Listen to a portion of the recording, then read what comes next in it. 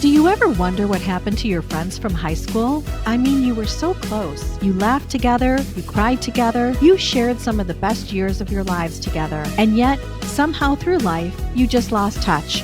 Now it's time to relive those moments once again. Introducing the podcast that takes you back in time to the place where it all began. This is Class Reunion. We're bringing you all the gossip, secrets, and scandals from your high school days that you won't want to miss. Join us as we catch up with old classmates and dive into the wildest stories from our high school days. From those legendary parties to the infamous cliques, we're spilling all the tea on who's who and what really went down. So grab a seat, turn your volume up, and get ready for a trip down memory lane. Class Reunion, the podcast that reunites us all. Okay, listeners, today I have a very special guest with me. Please welcome my friend Ed Boyte, who's the control center for WGHS. I just wanted to use his proper high school title because he ran the controls for our morning announcements. So everyone's probably familiar with your program that you had for greeting us every day and giving us the sports scores and all that good stuff. Did you do that all years of the high school? Thanks, Leanne. Hi. I don't remember. Maybe it was just 1 year. Okay. I think it was part of the radio speech class. Yes. And so it was a blast. And I was just one of several people doing it, but I loved it. I was big into radio, loved Detroit radio, would go to WDET overnights to do pledge drives for their alternative music shows, and got into jazz by listening to our local public radio in Detroit. So if I made one smart move, it was probably not going into radio, because I hear it's a really tough profession, especially it is consolidation. Tough. But yeah. And one day you wake up and all of a sudden you tune into your favorite station and it's just solid music that's from like the elevator music. And you're thinking, they totally let everybody go. Like that was it. The airwaves were just filled with music. You mentioned WDET and we had talked about your days on the radio. I actually had a college internship from Oakland University for the Jazz Festival downtown. But it's a major jazz festival across the country. Yes. So that's pretty cool. I met Etta James and I know some very, very cool people. If I have something to look back on and what I would have done, that was an incredible job. And I left for, more money out of college, but it was such a fantastic opportunity. So it's funny you mentioned that. I loved all the jazz. So tell me a little bit about when you grew up in Michigan. I know you have a brother who was 2 years younger, and then we'll dive into high school. But being that you and I have already had a previous conversation, we're going to talk about high school, but I really want to go back to what it is you're doing because it's just such important work. And I'm incredibly honored to have you share with me what you did. So I do want to spend some time on that. So give me the lowdown about Ed and where you grew up and some fun things about high school. And then we're going to dive into your mediation skills. Okay, thanks. Well, my memories of Groves are actually really good. Yeah. And I contrast those to what we talked yesterday about, like when you see movies or even, TV, and they depict high school as cliquey and mean girls-ish. And I mean, I'm sure it wasn't perfect, but I just remember people being genuine, teachers being pretty down to earth, the kind of the chill vibe at Groves, as I remember it. And the things I probably remember most are marching band and our band, the radio station that was really fun, and some things like that. So I don't think I did anything with sports in high school. I think I did in middle school, junior high. And I just remember the music before. I think the radio speech class was probably mid-morning because of the announcements. Yeah. And Chris Murphy and I would have class beforehand for environmental science. And I would always bring in a stack of vinyl. So you can imagine how heavy all that was, way back in the day. And that would be right before I would go in. So remember Sam's Jams, I think was one of them, where you could buy resale of vinyl. Yeah. Vinyl. Do you have any vinyl now? I still have some left. I got rid of all the CDs because I figured it's digital, so you might as well just pull it off the cloud. Right. But no, I did hang on to local Detroit rock records and some of the new wave stuff that's maybe not as accessible, and a lot of the jazz stuff that I collected. So I tried to hold on to stuff that had some sort of memory to it. Do you have the equipment? So I want to go back to it because now it's super popular again, thank goodness. And there's nothing like that sound, but the actual turntable I'm scared to buy because I don't want to overinvest. I don't want to underinvest. But you have like the... I have not what we the had- original. I actually do have my original speakers that I bought probably in 1982 or 3 on Woodward Avenue. I'm forgetting the name, but it was back in the day, you could go to specialist stereo stores and spend some money. And for me, it was a lot of money. But yeah, I have knew everything else since then. But it's the original Kef speakers that I got on Woodward Avenue. Yeah, that weird. I mean, it's like our appliances, now they're so fancy and they're always going on the fritz. But you had a Kenmore from Sears and you couldn't get rid of that washer dryer. Like that thing ran for forever. Yep. It's amazing. Yeah. Oh, wow. That's very cool. And you have a brother that was a couple years younger. Yeah. So what happened was when I went to college in Ohio, a small liberal arts college called Hiram. While I was in Hiram, my parents moved from Detroit area to Atlanta. And then my brother Dave went to Cleveland State and then transferred from Cleveland State down to Georgia, where I think he finished his education. And so at that point, none of us had any ties to Michigan anymore because my sister basically never lived there. And then I was living in Ohio and then everyone else is in Atlanta. I took a little bit of time off from Hiram and did some community college, actually took a jazz class at Georgia State and a chemistry class at Georgia State, which made a lot of sense. It was much easier than taking it at my school. It wasn't doing great academically in college. I probably would have benefited from that year of going to community college to get a little more confidence, but that kind of did that.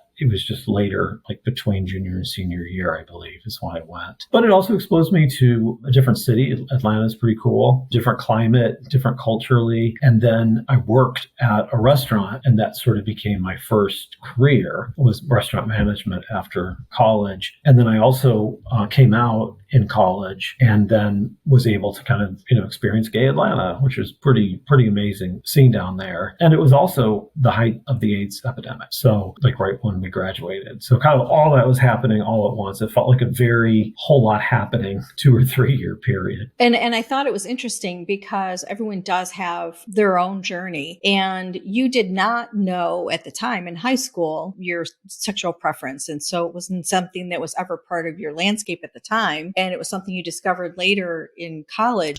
That is its own unique journey. And then to have all of that happen at the same time, we also spoke about what our vision of who was gay. And we had George Michael, we had, Cyndi Lauper was crazy with her great hair, great music, even though Elton John was not necessarily out at that time, he was our Liberace at that time. Yeah. And so it's funny that these things were filtered in our life in the 80s growing up. Madonna. Yeah. And the Smiths, Morrissey, that whole scene. Yeah. Was very pretty fluid in terms of orientation and gender identity. And so when I came out in college, it's not like I was shocked exactly. I think I legit just didn't know when I was in high school. It's not like I don't think I was like clinging on to being straight as much as I wasn't aware, wasn't sure. Right. And once you do know, you kind of look backwards and like, oh, that kind of makes sense now. And that puts a different spin on things that have already happened, even from way a long time ago. Yes. And I do want to congratulate you on year number 2 now with your husband, Joel. Oh, thank you. Which is a beautiful thing. And both still residing in Ohio, which I also said to you is not necessarily the gay mecca of the world at the time. So that's also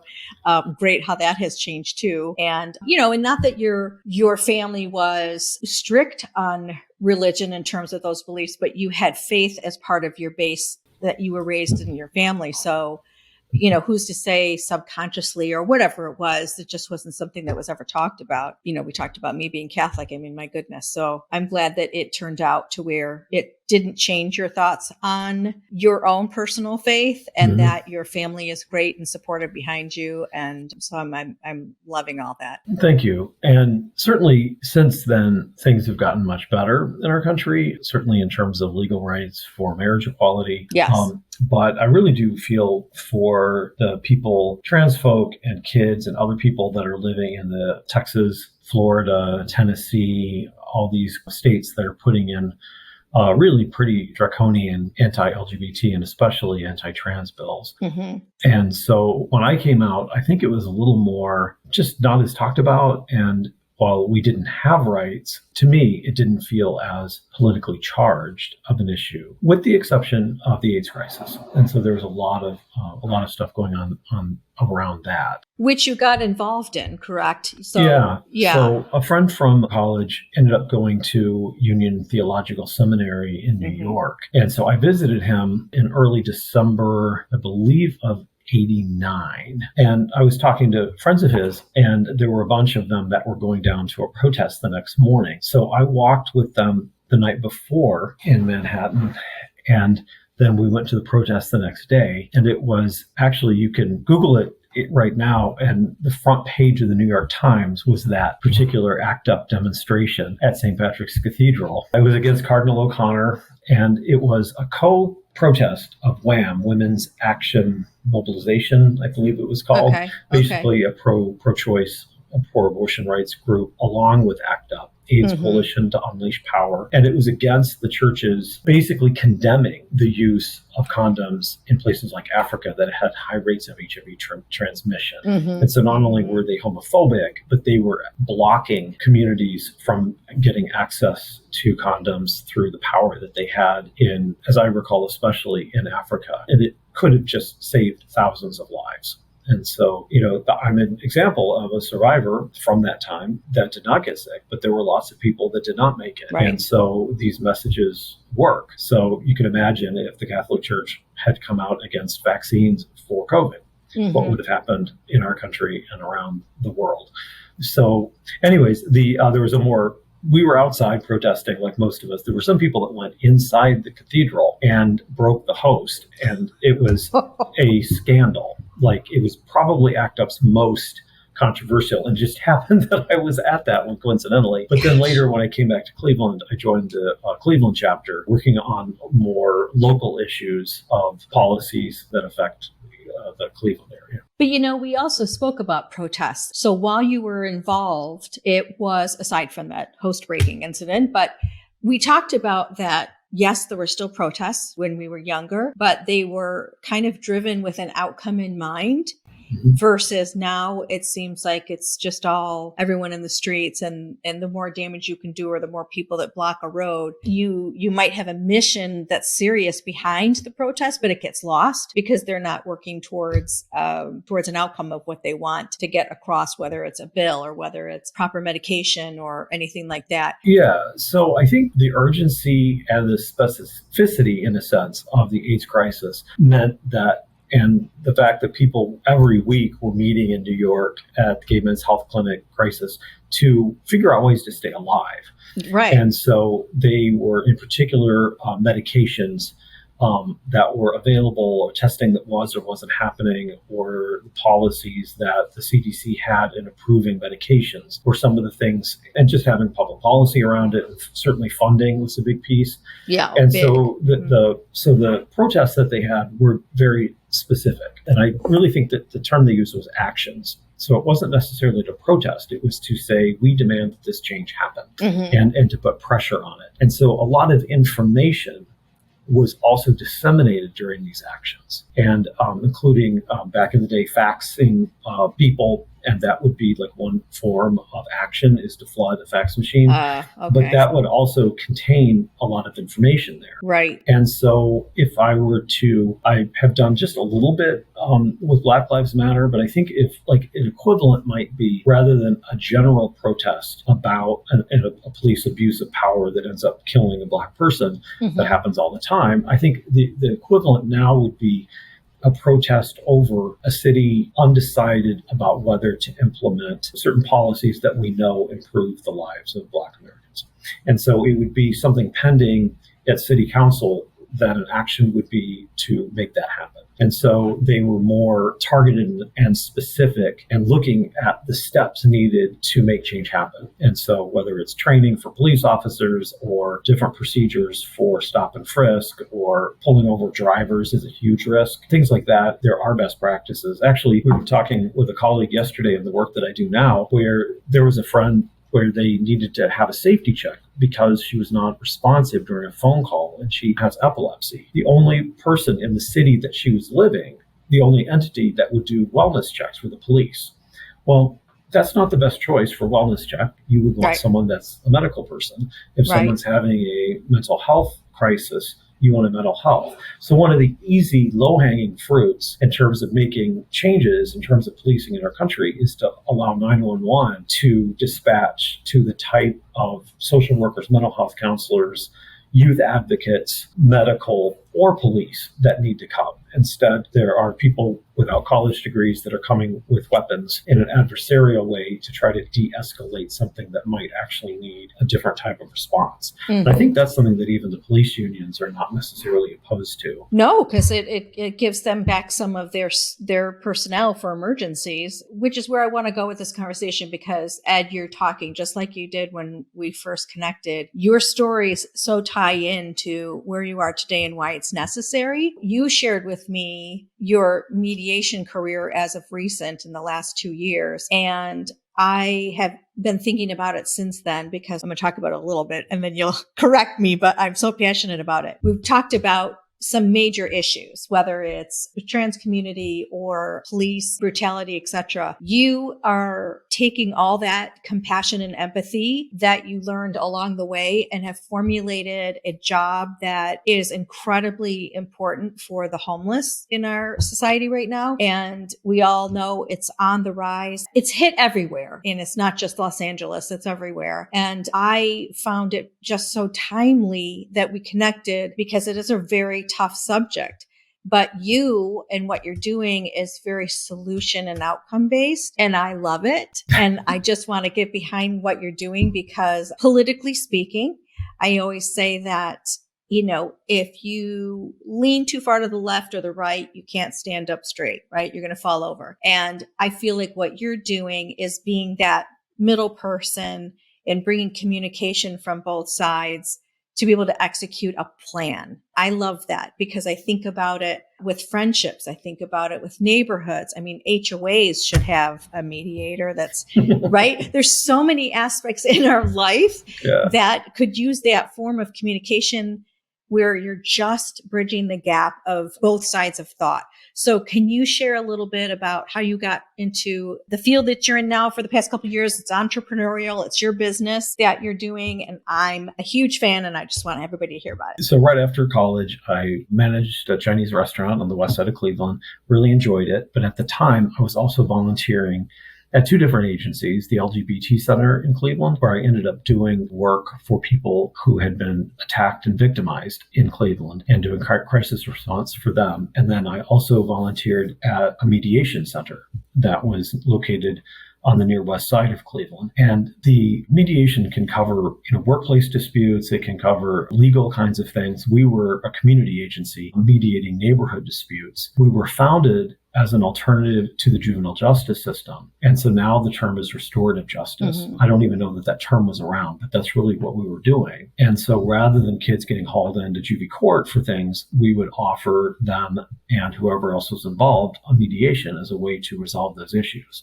Mm-hmm. So for instance, one of the conflicts was kids were throwing paint balloons or something and got someone's garage messed up. And the result was they ended up painting the garage, and the homeowner baked cookies and brought over lemonade. So the idea is to bring people together and to try to strengthen communities. From there, we ended up working on housing issues. And my boss at the time listened to a group of men who were experiencing homelessness that were veterans. And as far as I can tell, this may be the first example of what is now known as housing first, where the veterans told my boss, who actually was also a veteran, that, look, we're getting all these services, mental health, substance use, other kinds of services, but we're still unhoused. If you give us a place to live, a door that locks, our own bed, we're no longer homeless. So he used that, and we then started to do mediations between renters and property owners where there was a pending eviction, and the renter was low income and really bad things would happen if they got evicted. Yeah. And so we would mediate between them, eventually got funding to help negotiate and pay some of the back rent and to keep people housed. Later, as part of a national homeless response, a lot of focus was kind of moving those funds closer and closer to the shelter door or the place at which people would enter homelessness if they do get evicted. Mm-hmm. So in most communities, most people who get evicted actually stay with friends and family and get back on their feet. So stopping evictions is a good thing. It isn't directly tied to who becomes homeless. So we were asked, and I was asked, to pilot a program called Diversion, where the goal is to meet people when they believe they are going to enter the homeless system, and to work with them as we would a party in mediation to help them think through their issue, help them recognize their own skills and strengths, who's in their support system, and see if we can actually get them out of the shelter that day. We had an overall 1 in 4 success rate, a little bit higher for families, not quite as high for individuals without kids. And that became a national model. I presented on it at a national conference and ended up training on that around the country for several years while I was at the mediation center. After the mediation center, I did conflict resolution work in healthcare at Cleveland Clinic, Akron General, as an organizational staff ombudsperson. And then 3 years ago, I started my own business because there was enough people interested in having me come and work with their communities and sort of train and teach and coach this both approach, which is client-centered, what we say is trauma-informed, meaning recognizing that a lot of people that have or are going to experience homelessness are in crisis, and how to best respond to them. And also like the skills and techniques to be able to be effective in helping people keep from being homeless or end their homelessness very quickly. I mean, Diversion is such a perfect name. And I don't know if you're set up for any follow-up where people can get in contact with your services, but it is the part that delineates where we are right now with so many people in the street and so many on the verge of losing their home for a variety of reasons.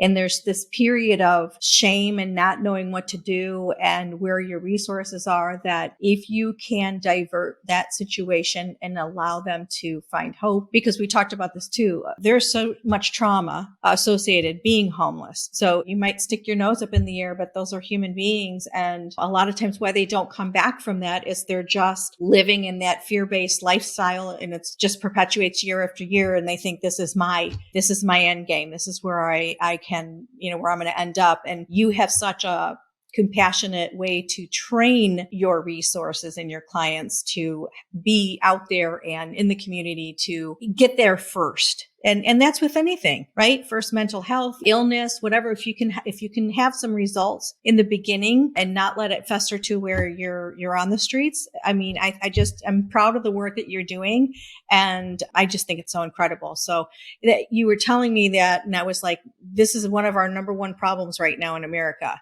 It's our own people in the streets. So bless you for doing that and not having a mental breakdown yourself, because it's a tough one. Yeah. No, I mean, I enjoy the work, and it can be really stressful, but we help staff engage with clients to talk about their strengths. And then when I'm working with staff and with their directors and leaders, we also talk about successes that they're having with clients. And so in order to kind of keep doing it, you want to look at the things that are working and focus on the successes and the positives and all of that. Yeah. I spoke to my sister's a pastor on the far west side of Cleveland, and I spoke to a group at her church, just kind of an overview of homelessness, which was kind of different for me because I have this very early, my work is based on trying to prevent people from experiencing it. Right. So this kind of had me look at literature and statistics and all that around what causes it and all of that. A couple of things that I learned from that.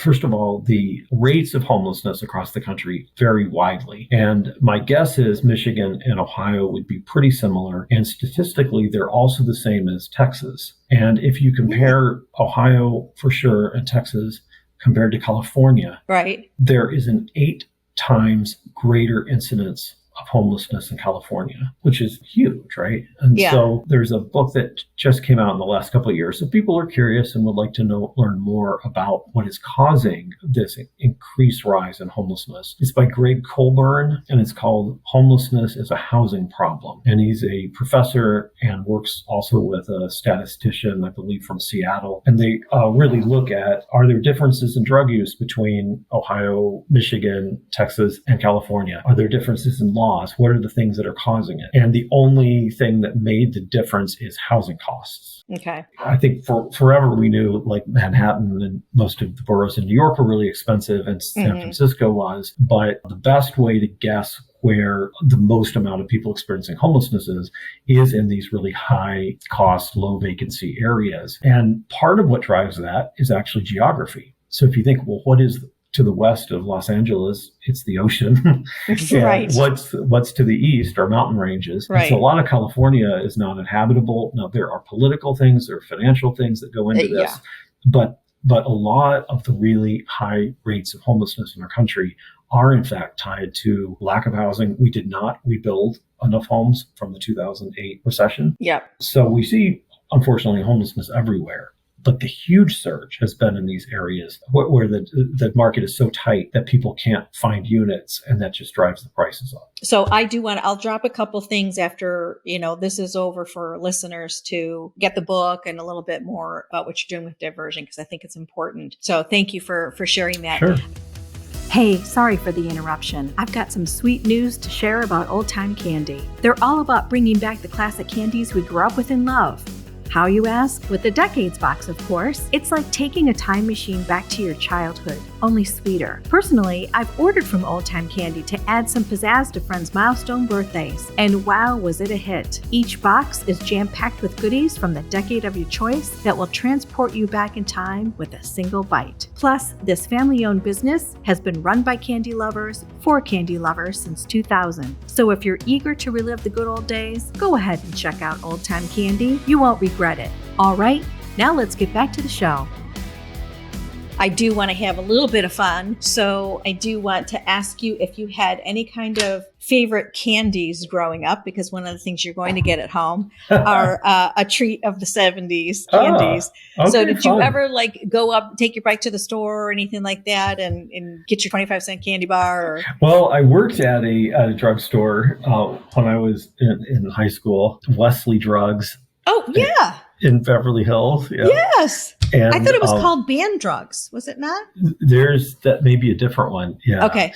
And then I remember going up to a kind of a deli convenience store place on Southfield that sold Haagen-Dazs scoops. And I swear they were like 50 cents. Yes. Scoop. Yes. I know this is way back, but still, even then, it was a really good price. I'm like, oh my gosh. So I would get double chocolate chip. So in terms of candy, I like Twizzlers, those kind of things. My husband Joel loves those, and also like this, is it Swedish fish or one of those kind of one of those kind of things. Yes, but I just pulled out. I mean, those are still around, which are great. But this box, I have a box here too. But I pulled out two that I couldn't get over. I forgot about. Do you remember Sprees? They're little fruit. Yeah, they're like little fruit pieces, and I don't know why, but Sprees were really good, and they were discontinued.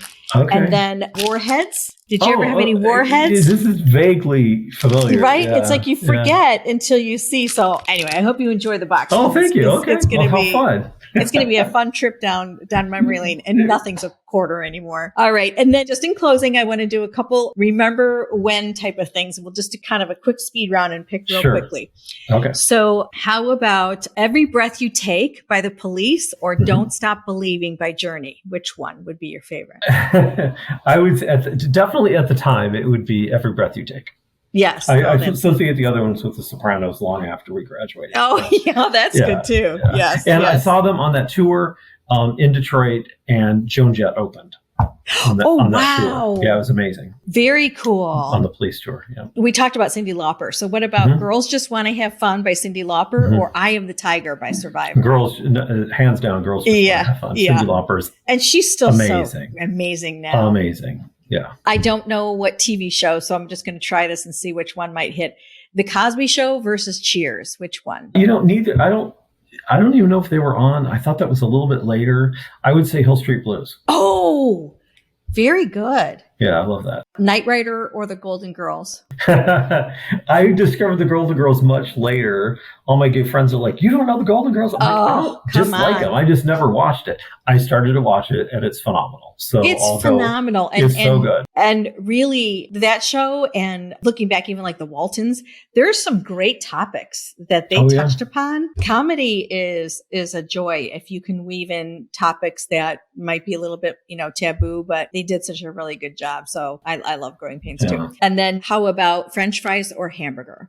French fries. Really? I'm Are vegan. you vegetarian? Yeah, okay. yeah. So. At the time, when I was younger. I don't remember what, I probably would have said pizza or something, but. That's another one. Pizza. Yeah, yes. Yeah. Pizza or nachos. Yeah. So I've won 2 things in my life. Yeah. One of the things was growing up every Sunday night, we would get Little Caesars and watch 60 Minutes. And my brother or my dad, someone put in our name, and we won an Atari that we had, the original Atari that we had. You're kidding. Yeah. And so we would have in the basement, Dave Boyte, my brother, and I would watch MTV, have friends over, and then we had the Atari set up. So cool. Early MTV, though, there was a men's clothing.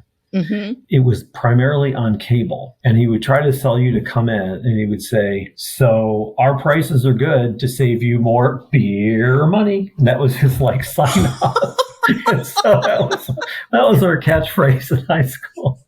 Was he local? Beer money. That's hilarious. It was totally cable grain, commercial. Gosh, but it was funny. It was like whoever did his advertising, it was pretty good. Oh, that's funny. What was your first car? VW Fox manual. Yeah. Well, you were fancy. Oh, it's not a fancy car, but I mostly have driven manuals my whole life. So, very growing up in Detroit made a huge difference in my interest in cars and driving and music. So I really appreciated growing up there.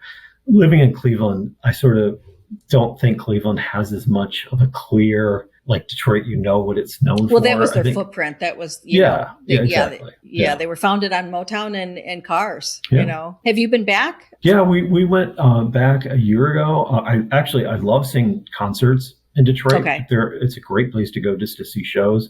Mm-hmm. So I saw Austin band Spoon there. Okay. And we stayed at the most amazing hotel in downtown. It's called the Siren.